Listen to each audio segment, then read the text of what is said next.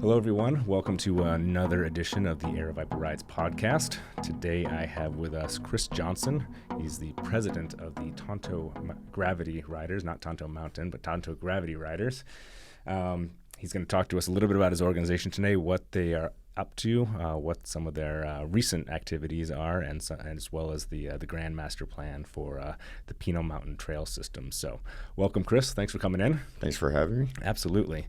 So first of all, let's tell us a little bit about yourself. You're a rider as well. So Absolutely. Where do you ride? What do you ride? What's your favorite? I ride a little bit of everything. Mainly a gravity rider. Has been drawn into that from the early days of watching Darren Bearclaw throw down on his SX trail, which kind of sparked the fire in the beginning days of where can I find stuff like this. And unfortunately, back in the time, we didn't have areas like that. There was a little bit of jumps here and there and stuff, and that's actually where our first initial involvement was out at the Inner A pit.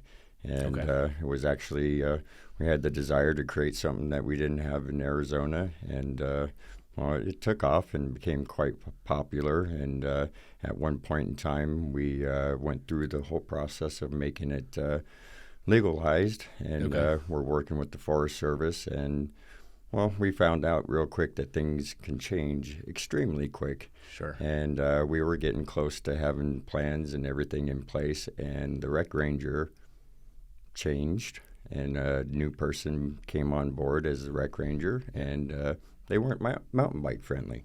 Gotcha. And they wanted no part in it, and basically that was the end of that whole ordeal. Okay. Fast forward to a decade later, of course, we were under the eyes a long time ago. Didn't want to cause any undue bad publicity for mountain bikers, so we kind of disappeared into the shadows and did trail maintenance up in the Penile Mountains and kept everything going up there, and started hunting down and seeking the big long descents in Arizona and try to clean those trails up and kind of put them on people's radars and stuff. And Awesome. Eventually we were approached by the Forest Service, and they wanted to utilize our enthusiasm and our work ethic to adopt trails within the Penile Mountain Range, and to actually do it and work with them, and then to work with creating a new plan which will benefit all users. Right. Awesome. That sounds incredible. Let's back up just a little bit. We were talking a little bit before we started about the Penile Mountains. Obviously, a little bit of a draw for those of us who live on the East Valley currently, and further east of the valley. But for maybe not everybody who lives on the East Valley, can you just give a quick description of where they can find this trail system? The Penile Mountains are roughly about an hour and a half from Mesa. Out east, if you're familiar where Superior is, you would continue traveling down the 60 until you reached a mountain town called Globe. And from there, it's about 13 miles to the top of the mountain, about 7,800 feet. Nice. So during the summertime, the temperatures are quite mild until about June. It gets a little warm, but when the monsoons kick in, it's like heaven up there. Temperatures drop on a daily basis, cloud build up, moisture in the air, and it's a good environment. And it's really close to the valley, and probably the closest mountain or big descent to the valley. Excellent. And so, as you were saying, you're working with the Tonto National Forest, park rangers, whatnot in that area to help clean up some of the trails. And as you said, you've got telling me earlier, you've got a master plan as well. But talk about some of the more recent stuff that you've been up to. We've been focusing our main efforts on restoring the trails up there at the Telegraph Fire last year. Right. Did a big number on the trails, and by the time the fire had hit, the trails had gone from the best they'd been in a very long time due to our volunteer efforts of cleaning up the trails and maintaining them. The fire actually did an extreme amount of damage to the trails, and we're granted permission in October from exemption from the fire closure to be able to go in and start restoration efforts. So right now our main focus is restoring six-shooter, Ice House, and Counter Canyon trails to their former state, and shortening the length of the closure by making those trails safe and passable once again for all users. Awesome. I'll admit ignorance on this one too, and I'm sure there's a few others out there too. But what is it about a fire that wrecks the trails? It's not so much the vegetation that's burned, but it really comes down to the flooding damage afterwards. That creates tremendous runoff that's not mitigated directly after fires. And depending on the time of the season that the fires happen, they line up right for our monsoon season to, wreak the worst havoc that you can think of. There are trails in Penile Mountains, like, for example, toll road, that have been completely just wiped off the mountain due to excess runoff. Not sure if anybody had paid attention to the news after the telegraph fires, but massive floods had come down off of the Peniles and wreaked havoc down in Globe. So you can only imagine the amount of material, rocks, and everything that have been removed from the mountain. Absolutely. Six-shooter, when we did initial recon, it was unrecognizable in areas where it definitely looked like it needed a machine to fix things up. Gotcha. So you guys are out there now. You've got granted exemption to go out and do some of the work. How often are you out there working? We go out about every weekend. Okay. You can find me on the mountain at least once a week. Gotcha. And I presume that you accept volunteerism if somebody wants to come out and help? Oh, absolutely. We have tasks that everybody can do, depending on their level of involvement that they want to put forth their effort. We have things from, doing brush trimming and removal to actually throwing a pick and recutting trail. Excellent. And how could someone find that information? On our website, we have a volunteer page, and within that volunteer page, we have our current and past events. Okay. Our current events are always listed. On that same page, there's also a calendar that leads to all the events, and generally there's a link that leads to each current event. Perfect. All right, so that's some of the recent stuff for the current ongoing stuff, but I know you've got a grand plan for the Penile Mountains. I'd love to hear more about it. Basically, the grand plan is we really want to make Penile Mountains a destination, and not only a destination, but a destination for mountain bikers. It's close proximity to the valley, its elevation, its varying terrain, all lend itself to becoming a mountain bike destination. Fantastic. You were talking again earlier about some of the trails. What's some of the master plan trails involved? Some of the master plans is adding a lot of cross-country mileage. Penile Mountain has a lot of downhill trails.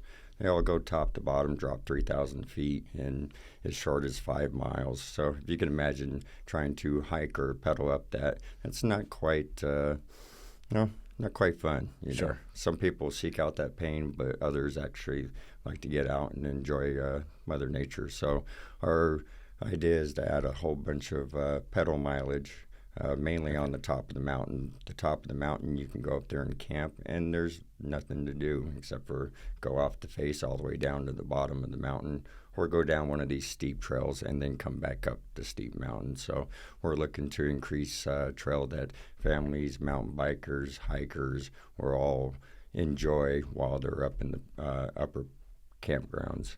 It further extends to making loops that are stacked loops further down on the mountain. That just kind of blow open the availability of people being able to do short hikes, short rides, long hikes or rides, and massive hikes or rides, depending on how they loop it together. Gotcha. One of the biggest projects will be to have a trail that goes from Pioneer Pass all the way around to Sulphide Campground, which for people that don't know, Pioneer Pass would be the far east side of the mountain, and Sulphide would be one of the campgrounds you pass on your way up to the peaks, which is on the far west side of the mountain.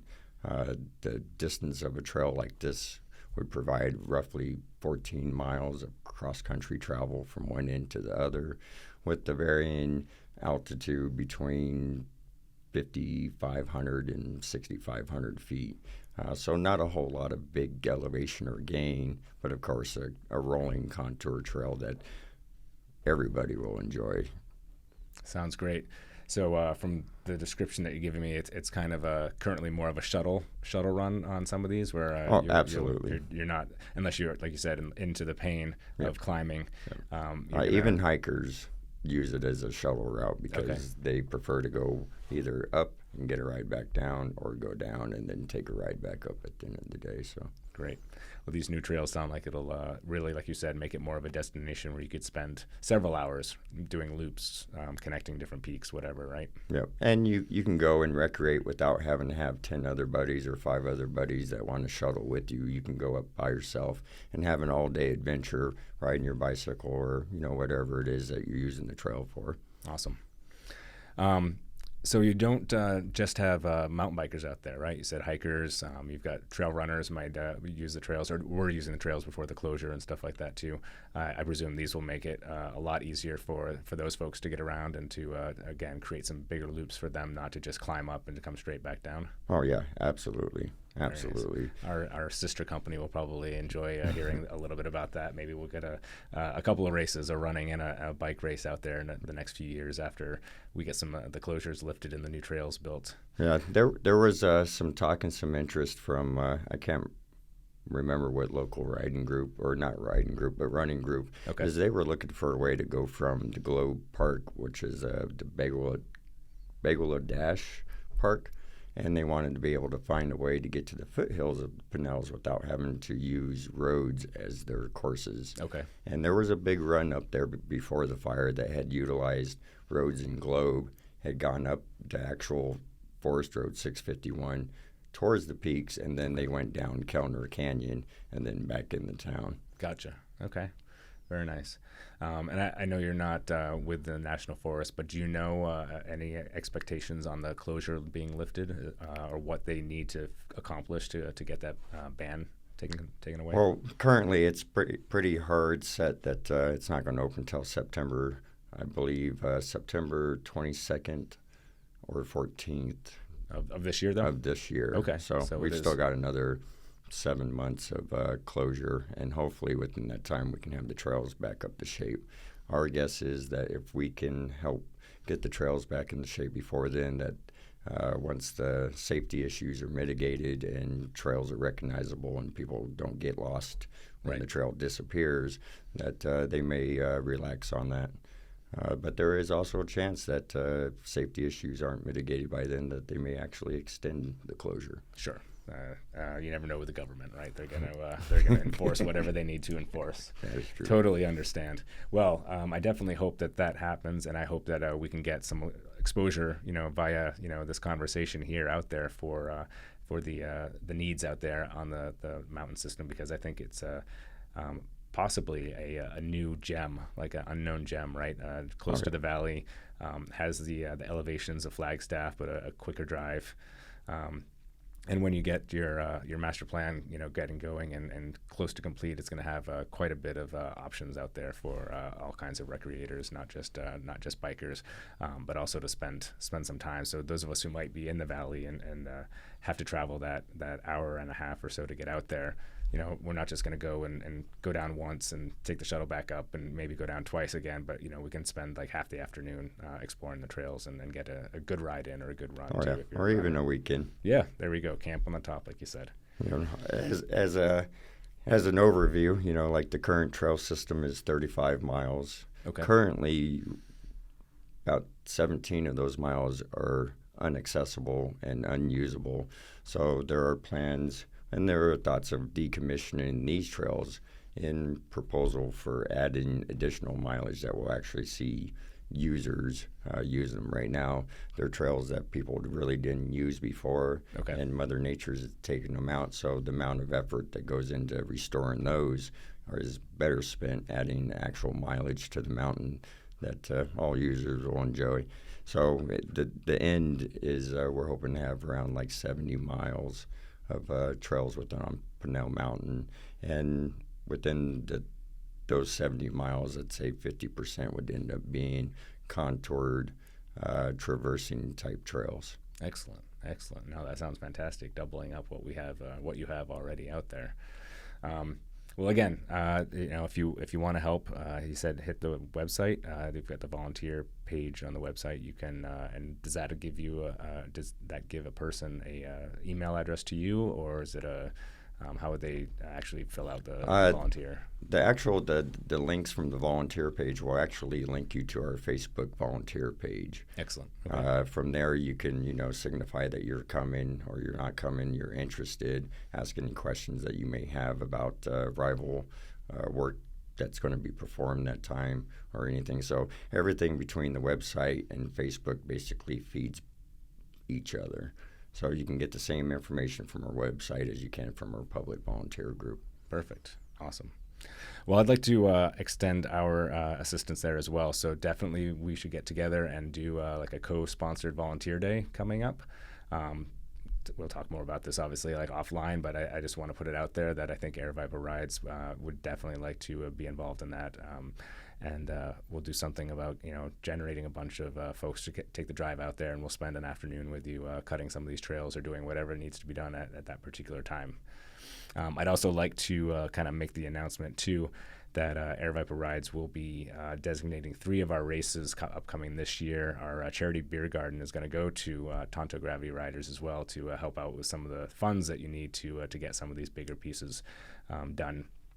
It's not cheap to take these trails. It's not just a bunch of guys with shovels trying to dig out a trail. Sometimes we're bringing machines out there too, right? So it's sometimes a laborious process, but also a expensive process.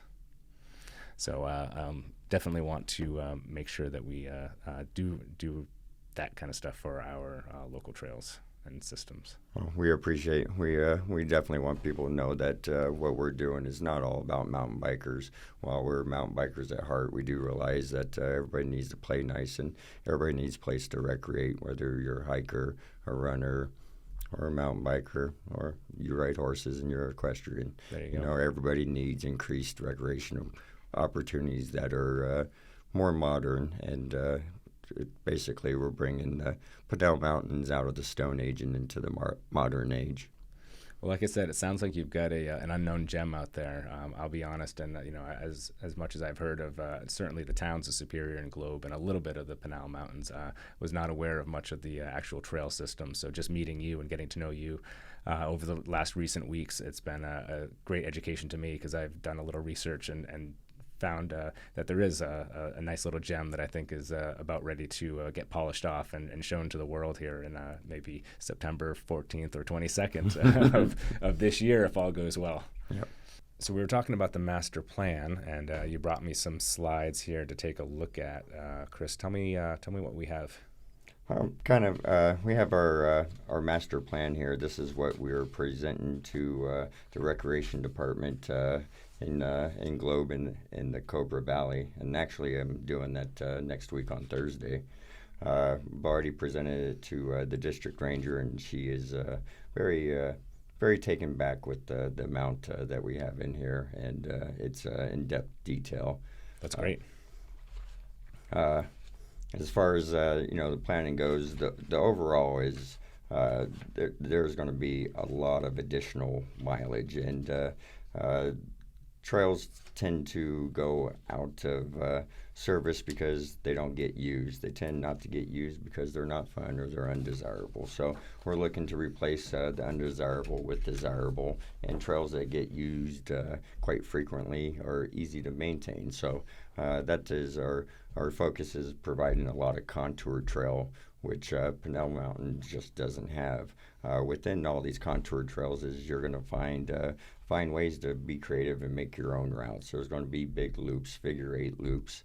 There's going to be ways to extend your downhill descent, if you wish, off the mountain, depending on the routes that you choose and the different directions that you choose. Right.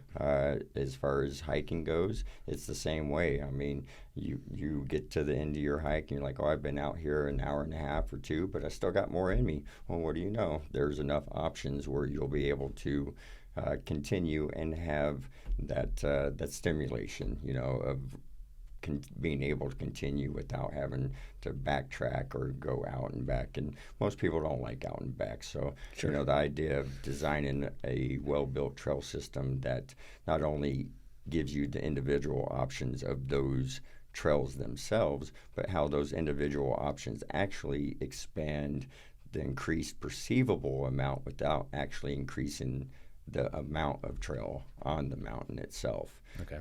For example, we have a trail in the plan that plans to go from Sulphide Del Rey towards the area in Frio Canyon to another trail. Anybody that's familiar with the area, if you go up to any of the campsites, doesn't matter if you go to Sulphide or you go to the peak, there is no trail recreation really nearby that doesn't go directly off the side of the mountain. Sulphide has absolutely none. For this short connector trail that would connect to another adopted trail, it's only 2.5 miles, but that 2.5 miles actually nets you 15 miles of stacked loop options just based on its how it connects between point A to point B, and how you're able to loop back around. Excellent. So what do you have there? I see phase 3, say phase 3 part 2 maybe? I'm kind of reading upside down. Yeah, phase 3 part 2. After we've worked on providing trail options on the top of the mountain and adopting other social flow trails, we're looking at adopting another popular social trail, and it's in Frio Canyon. This would be a trail in an area that, in my opinion, would rival, if not, basically be in the same realm as Six Shooter. Six Shooter is an extremely special canyon, has running water during certain times of the year with waterfalls, and it's just nice, quiet, and peaceful. This canyon provides that same type of environment, except for it's on the east side of the mountain where there is currently nothing. Okay. So this expands trail on the east side, which currently hikers that live in Globe that have found it, they absolutely love it. They've expressed their concerns on their desire for this trail, so we have very high hopes. This trail also serves as an out and back for people that want to have kind of like a South Mountain type ride where you park down at Pima parking lot and you pedal up, 1,300 feet, 6 miles. Sure. Roughly, that's what we're looking is something where you can go by yourself, you can park, and you can go climb up and you can come back down, or you can climb up and tie into other proposed trails to extend your ride. Excellent. What do you have beyond 3 for us? Phase 4. Phase 4 is actually a really important phase. This will actually provide residents of Miami and Claypool with access to the Penile Mountains without having to drive all the way through Globe and get something. Currently, there's no trails on the east side of the mountain, none towards Madera Peak. This would actually utilize forest land and some existing routes that would be converted into trail, or old, dilapidated, decommissioned stock routes, or Sure. fire road access or something like that from many years ago.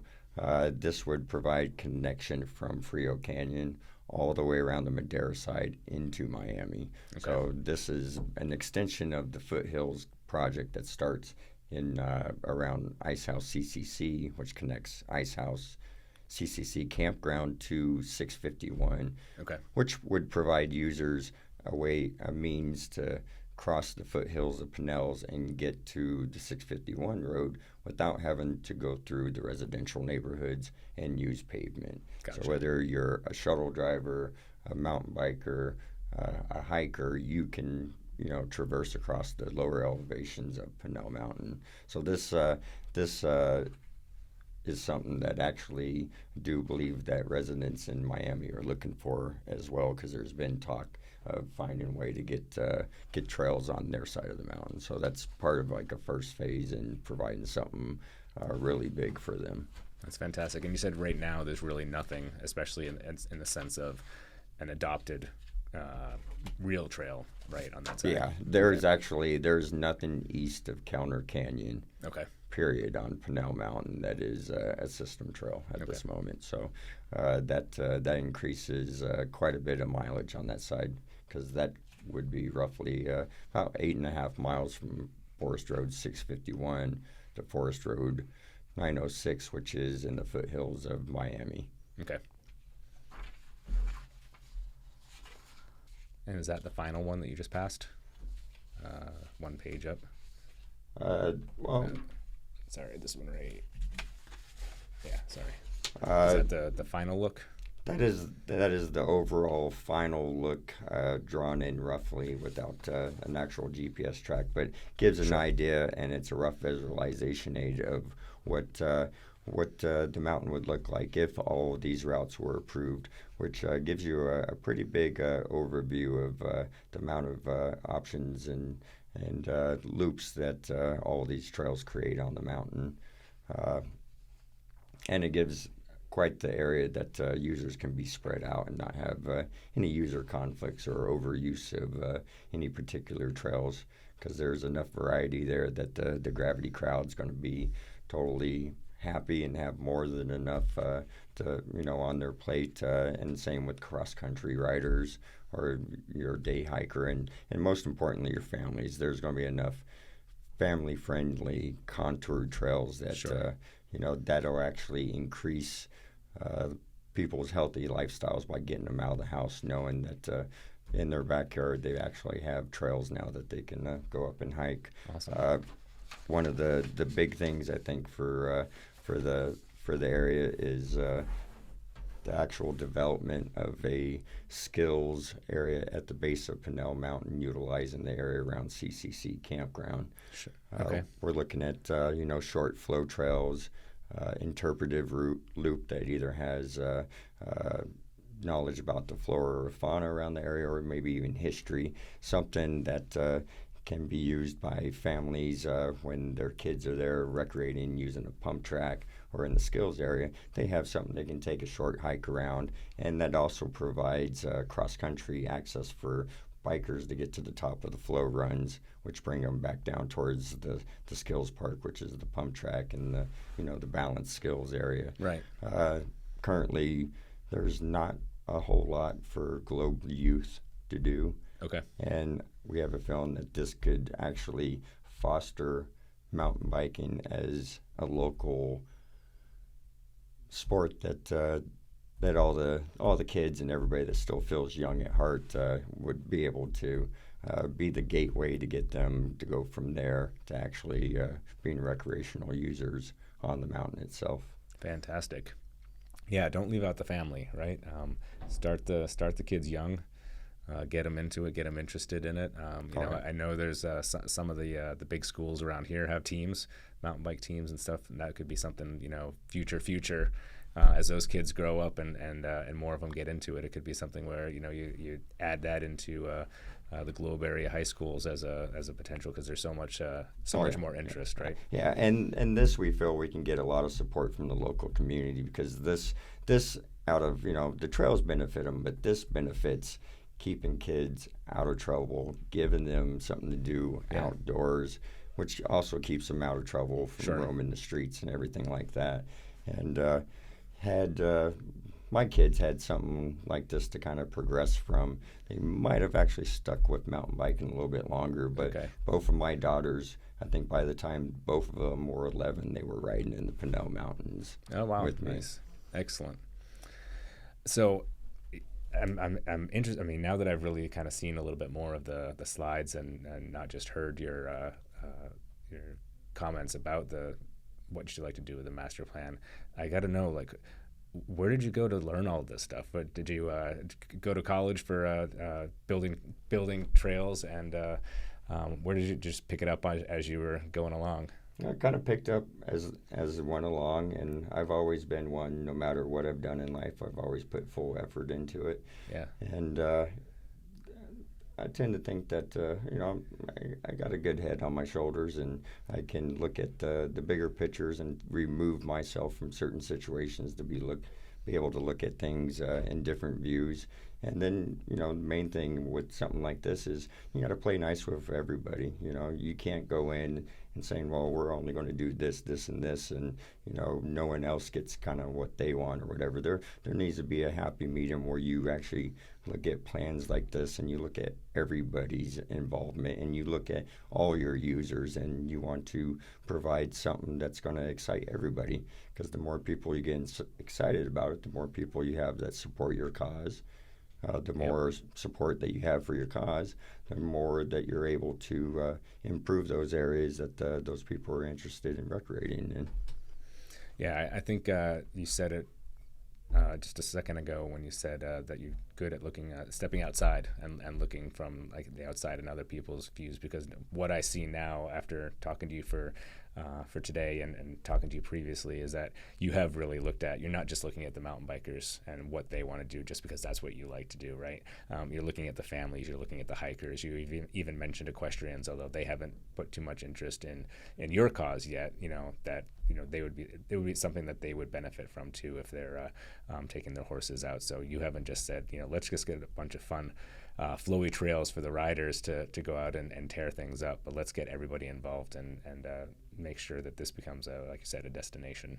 Yeah, and one of the big things for us is we're not looking at short term. We're not looking at instant gratification or anything like that. Right. A lot of these ideas that are put in this master plan have been ideas that have been brewing for about a decade, and it's just a matter of we've reached the point that we're able to take these ideas and possibly make it a reality. And that's a big payoff in its own. And the reality is we want to push Globe to being a mountain bike destination. It'd be nice if you pulled into town and it's just there's lots of recreational. You got your hikers and you got your bikers and everything like that. It's kind of like at one point in time in the East Valley, you didn't see very many vehicles driving around with bicycles. South Mountain, bicycles everywhere. Sure. Sedona, you can't miss them. Yep. But the East Valley didn't have much. The things that our brothers and sisters down with the Haas Trail Alliance have done has increased tenfold the amount of mountain bikers in the East Valley. So, the potential's there, and basically, you build it and they will come. And a lot of this is kind of like planning the master plan of Disneyland. How do you provide for everybody? Yep. And and then it's a matter of careful planning, lots of scouting, lots of time spent on the mountain, trudging through brush and everything else to look at the terrain, and deciding on how you can do all this while making it maintenance friendly. Let's say you don't want to create maintenance monsters, so you want to build trail that's well designed, contours the land nicely, has proper drainages and everything like that. So that way you're not spending all your time trying to keep your beautiful trails beautiful. I hear you for sure. And what is your timeline? So given let's just say everything goes ahead in September and the closures are lifted, people could start using the trails again. You can get in there a little bit more and do some of the maintenance and the fixing of what's there existing. If you present next Thursday, as you mentioned, if everything goes well, I'm not sure how long it takes for them to approve or disapprove, from that particular presentation. If you have to go through other lines of government or whatnot, what do you think the timeline would be to see fruition in this? Well, to see completed everything that's in the master plan, if everything in it was to get approved, we're probably looking at possibly a 5-year plan for the trail miles to come up to the 72 miles proposed. But then that could also be shorter. It really comes down to the amount of users that feel that they want to support the cause and want to help out by donating or showing up for volunteer days. So the big thing comes down is we have a lot of machine cut stuff that we're looking at doing, and machine cut is part of it is efficiency. Mm-hmm. You can have a pretty large crew, and you're only going to get in steep terrain, you're only going to get a few miles a year of proper, well-cut trail. And it's a lot of backbreaking work. A machine costs more, but a machine can do the work of 30 people 10 times over in a day. Yeah. So depending on how that goes, things can go much quicker. Okay. But definitely within our phases, we definitely have phases lined out that are going to be first attack is the upper Lollipop loop. We haven't figured out a name for it yet, but that is like one of the first things we're going after because it's going to make the biggest impact. It's going to have the biggest wow factor because Penile Mountain has no trail at 7,800 feet that you can hike for more than a mile if you're lucky, and that mile is on some old decommissioned road going between a campsite to another picnic table or something like that. Right. This will the initial loop will provide. It's only 5 miles of trail, but it gives you up to 7-mile Lollipop loop as you you make your way around and back to campground. So 7 miles of trail up top for somebody to pedal or to hike is substantial when you have nothing. Absolutely.